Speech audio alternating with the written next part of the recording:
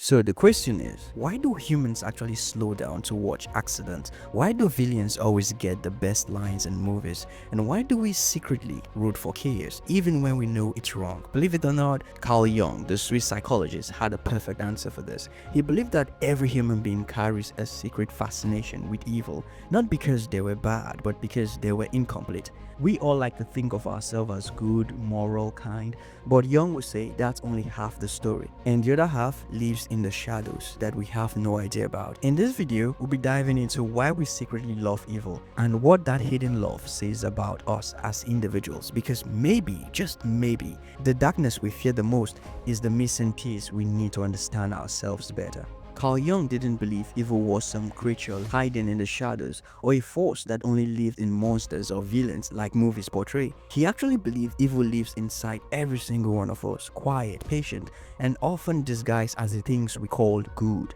He called that hidden place the shadow. See, the shadow is everything about you that you don't want to see, the things that you don't want to accept and face. It's the thoughts you push away, the feelings you pretend not to have, the part of you that makes you feel uncomfortable. It's your anger when you smile instead, your envy when you congratulate someone. That's your secret pride when someone else fails. Jung said something powerful here. He said, "No tree can grow to heaven unless its root reach down to hell." Just think about that for a second. In other words, if you want to grow, if you want to become complete, you can't just reach for light. You have to dig deep into your own darkness too. You have to face what you have buried. You see, most people spend their whole life running away from their shadow. They say, "I'm not angry, I'm not jealous, I'm not capable of doing something terrible." But Jung will look at them and say, that's exactly what makes them dangerous. Because the things you refuse to see in yourself don't disappear. They build pressure, they wait, and one day they break through in ways you can't even expect. So that's why you actually do yourself a favor by sticking to the end of this video and learn how you integrate and accept your shadow effectively. It's because of all this that most people who claim to be only good often do the worst things when they finally snap. That's why societies that believe that they are pure end up creating the darkest moments in history. Carl Jung saw it happen in his own time, when entire nations projected their evil onto others and justified it as righteousness. He believed evil isn't always about cruelty or hate. Evil is also blindness, pretending that darkness doesn't exist while it moves beneath the surface. It's not just in murderers or tyrants, it's in the quiet lies, the small betrayals, the secret pleasure we take in another person's fall. The truth Carl Jung wanted us to see is this: until you look into your shadow, it owns you. You think you're in control, but really, it's pulling the strings behind the shadow. That's why we are fascinated by villains, because somewhere deep down, they act out the part of us that we have tried to bury. They do the things we secretly imagine but would never dare. They live free of guilt, and that freedom both scares us and draws us close in. Carl Jung didn't want us to worship evil. He wanted us to understand it, to recognize that darkness isn't something to destroy, but something to integrate. Because the moment you face it, truly face it, it stops ruling you.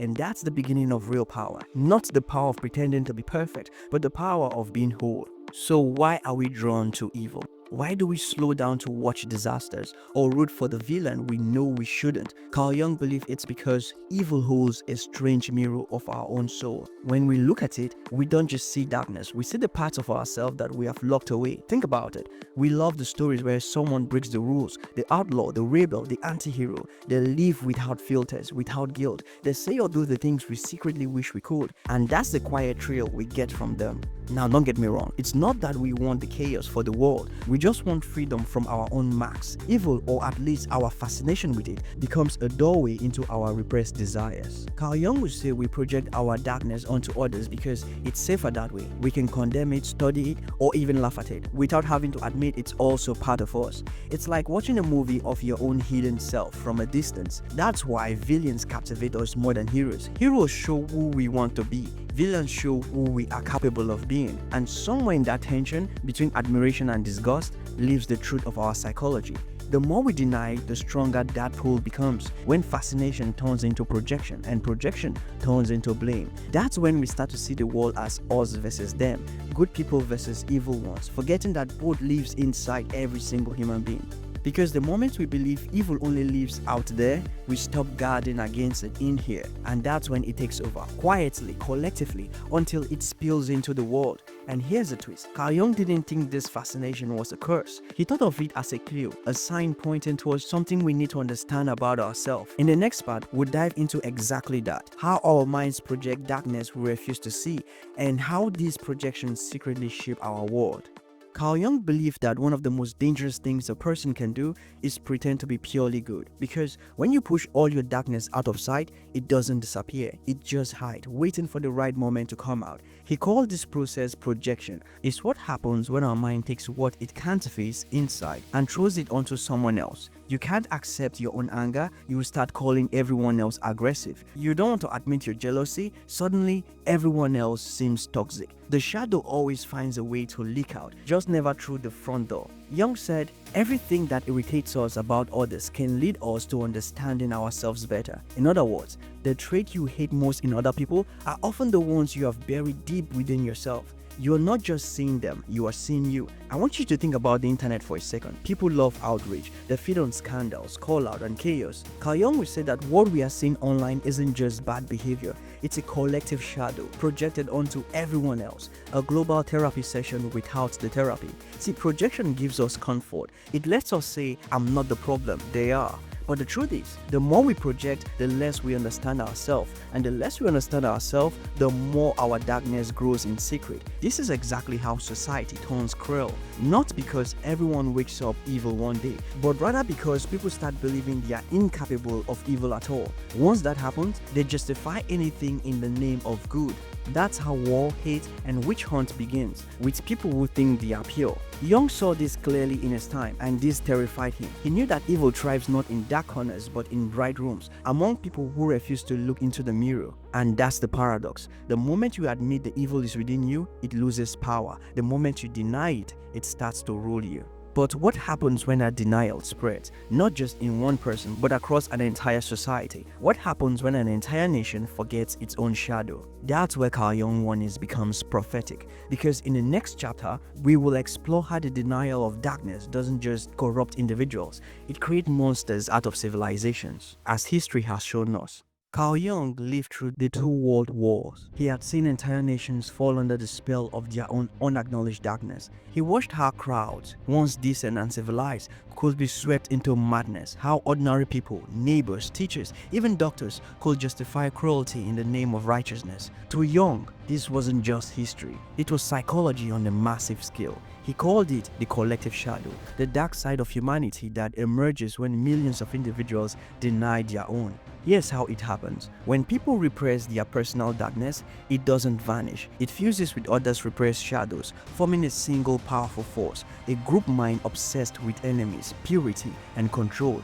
You see this in mob behavior, political fanaticism, even online outrage. The more people shout, "We are the good ones," the more dangerous the shadow becomes. That's what makes it so seductive. It doesn't whisper, "Do wrong." It whispers, "You're right, you're pure, you're saving the world." And that's when humanity loses balance. The same energy that could build cities starts burning them down, all in the name of justice. Because once the shadow takes over the collective, people stop seeing humans. Instead, they only see symbols of good and evil. And when someone is labeled evil, anything can be justified against them. Carl Jung's warning wasn't just about politics, it was also about human nature. He believed that every civilization carries the seed of its own destruction, planted by the denial of its shadow. Rome had it, Britain had it, and yes, modern society, even America, has it too. We see it every time we glorify our heroes and demonize our enemies. Every time we think, "I will never do that." Because that thought, that blind confidence, is exactly what makes us capable of it. Carl Jung wrote, "The brighter the light, the darker the shadow." So the more advanced, moral, and civilized a society believes it is, the more dangerous its own acknowledged darkness becomes. But Jung didn't leave us in despair. He believed there was a way out, a way to face the darkness without being consumed by it.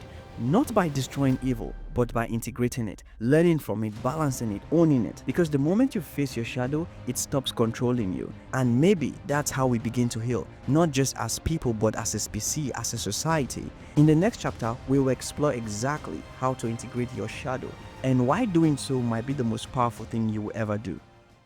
Carl Jung believed that the path to real strength, real wholeness, begins the moment you stop running away from your shadow. He called this process shadow integration. And no, it's not about becoming dark or cruel, it's about becoming honest. See, when you face your shadow, you stop pretending to be the light. You stop playing the hero all the time. You start seeing yourself as you truly are, capable of both creation and destruction, kindness and cruelty, love and hate.